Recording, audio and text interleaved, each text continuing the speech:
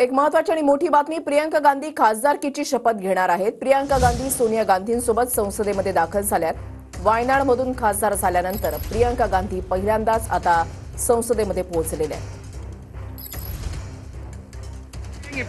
आतापर्यंत निवडणुकांच्या काळामध्ये प्रियंका गांधी यांनी प्रचाराची धुरा जी आहे ती सांभाळलेली होती, मात्र आता वायनाडमधून खासदार झाल्यानंतर पहिल्यांदाच संसदेमध्ये आता पोहोचलेल्या आहेत प्रियंका गांधी।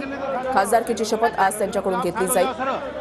सोनिया गांधी त्यांच्या मातोश्री सुद्धा यावेळेला त्यांच्या सोबत आहेत आणि पहिल्यांदाच संसदेच्या बाहेर पक्षाची बाजू सांभाळणाऱ्या प्रियंका गांधी आता संसदेमध्ये पक्षाची बाजू मांडतील, मतदारांचे प्रश्न मांडतील।